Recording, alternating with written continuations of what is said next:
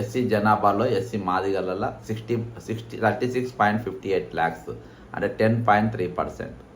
Shakes ముస్లిమ్స్ల 27.96%, 7. Mudiraj 26.39 lakhs అంటే 7.4%. Lambadas are బంజారాస్ 24 lakhs, 24.4 lakhs అంటే 6.8%. Yadavs 20.90 lakhs, 5.7. Reddy's 17.10 lakhs అంటే 4.8. గౌడాస్ 16.30 lakhs, 4.6. అంటే ఈరోజు గౌడ్స్ కొన్ని అధికనే పెట్టిన. ఈరోజు ఈ క్యాస్ట్ సెన్సస్ దాంట్లో పొన్నం ప్రభాకర్ గారు ఉంటారు. ఈరోజు విచిత్రం, ఇది రియల్ లెక్కలా అనేది నాకు డౌట్ వస్తుంది.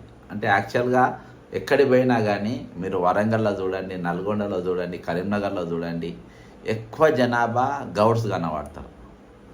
మరి ఈరోజు రెడ్డీస్ కంటే రెడ్డీస్ 17.10 lakhs కనబడుతుండ్రు.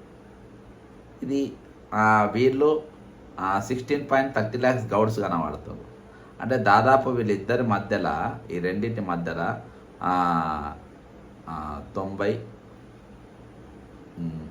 దాదాపు ఒక 80 లక్షల తేడా కనబడుతుంది. 80,000 తేడా, 80,000 తేడా 4.6% చూపెడతా ఉంది. మరి నేను గతంలో ఈ సర్వేలు ఏ విధంగా జరిగింది, ఎట్లా చేసిండ్రు అనేది నేను వేసిన. ఈరోజు ఏంటంటే రేవంత్ రెడ్డికి ఒరిజినల్గా రేవంత్ రెడ్డి కాదు, రేవంత్ నాయుడు. ఇక్కడ తెలంగాణలో నేను గతంలో వీడియోలు చేసిన. ఈరోజు తెలంగాణలో గ్రామీణ ప్రాంతంలో రాజకీయంగా కొంచెం బలమైన వర్గంగా రెడ్డి కమిటీ ఉంటుంది. నేను రేవంత్ రెడ్డిగా ఉన్నా కాబట్టి నేను కొంచెం ప్లస్గా చేసినట్టు కనబడాలి అనేది తిరగబెట్టుకున్నాను. కానీ ఒరిజినల్గా ఏంటంటే ఈరోజు పెద్ద బాధితులు తెలంగాణలో ఎవరంటే రెడ్లే. తిబులా రోడ్ల హైయెస్ట్ పోతున్నది వాళ్ళ భూములే.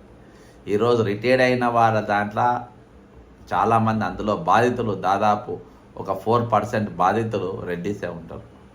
ఈరోజు భూములు గోలిపోతున్న వాళ్ళలో వాళ్ళే ఉంటారు. ఈరోజు కాంగ్రెస్ పార్టీలో, ఒరిజినల్ కాంగ్రెస్ పార్టీలో ఉన్న రెడ్లందరూ కూడా బాధితులే. మీరు జీవన్ రెడ్డి గారిని చూడండి, చిన్నారెడ్డి గారిని చూడండి. ఇక జానారెడ్డి గారికి అయితే అసలు ఇక ఏ పోస్టు లేదు, పొజిషన్ లేదు, ఏం లేదు. పెద్ద మనిషి అని చెప్పి ఒక ట్యాగ్ పెట్టి ఆయన ఇది చేసుకుంటున్నారు. కానీ ఆయన ఎక్కడ కూడా ఆయన సర్వీసెస్ తెలంగాణ బాగు కోసం తీసుకుంటున్నట్టుగా కనబడతలేదు. కాబట్టి ఈ విధంగా అనేకమైన బాధితులు ఈరోజు ఆ కమిటీలో ఉన్నారు.